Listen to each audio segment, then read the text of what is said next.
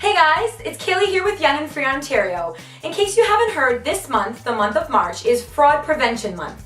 And this week on the blog, I've been talking about ways to identify fraud, what to do if you've been affected, and ways to prevent fraud. But today I'd like to talk about a specific type of fraud that's growing more and more common in Canada, and that's identity theft. Now this might be shocking for some of you to hear because when you hear the term identity theft, you picture a creepy movie where the main character kills someone and puts on a wig and assumes their life. But in most cases, identity theft isn't that extreme. It can be as simple as someone underage using your ID to get into a bar, and it can be as complicated as someone stealing your wallet, opening accounts under your name, and even framing you for crimes that they've committed. Now, a lot of us don't believe anything like that will ever happen to us, but a good friend of mine had his identity stolen from him a few years ago when he was only 19 or 20 years old, and that's a really young age to be affected by fraud. I got together with him this week and asked if he'd share his story with us because I thought it would be a good example to show you all that it really can happen to anyone. So have a look at the interview and check out this week's blog for ways to prevent fraud so this doesn't happen to you. Hey guys, so I'm here with Dean Strickland. Dean, I understand you were a victim of identity theft fairly recently, and not one but 2 times. So would you mind telling us a little bit about what happened to you and how that went down? Yeah, for sure. In my first year at university, it was up in North York at York University.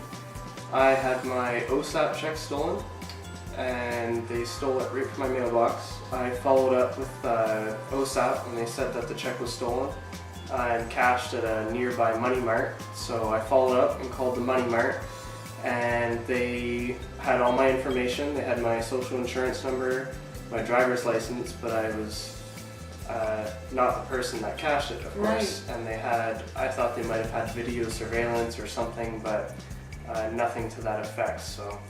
And did OSAP end up giving you your money eventually and finding out who had done this, or? Well, they wrote me another check. They didn't. I don't think they found the person that did it.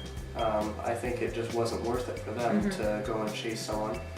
And did you have to contact the authorities at all in order for OSAP to reissue a check, or they just trusted that it was, that there was a misunderstanding and they reissued it? With the authorities, I didn't contact the police or anything, so I didn't take it any further than that, which I should have, because my identity was stolen a second time, which I believe was just a continuation of the first time, so maybe just one big identity theft crisis. So the second time I got a call from a major media company, cell phone, TV, stuff like that, and they told me that I owed them $1,400 for a bill, and I had never in my life even had an account with this company.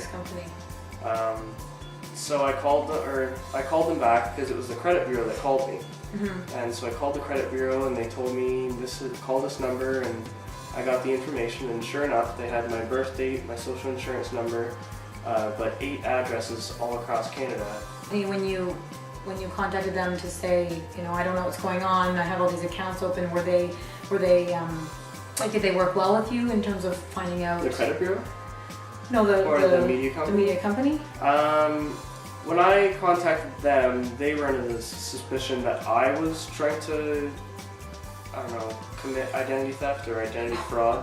So this time I went to the police to file a case of identity theft, and the police station worked really well with me, although they said my efforts were pretty useless because they've got identity theft cases backed up by 4 years. And that was in 2008.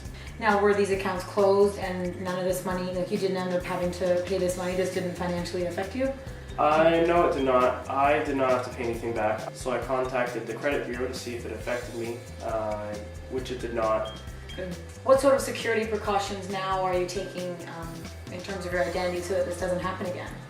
Well, after this happened, I called the police and I set up the case number. They had me call the credit bureau and I set up, more security parameters on my identity. So now, no more accounts can be opened in my name unless I authorize it. That's actually you. Wow. Yes. Well, Dean, thank you so much for sitting with me. I really appreciate this. I think that fraud and identity theft is something that a lot of people think won't happen to them. So it's nice to talk to someone.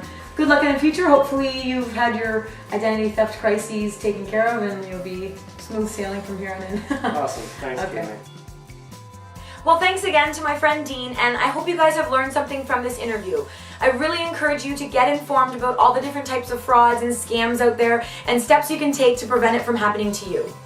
This is Kaylee Dame signing off for Young and Free Ontario. I'll see you next time, guys.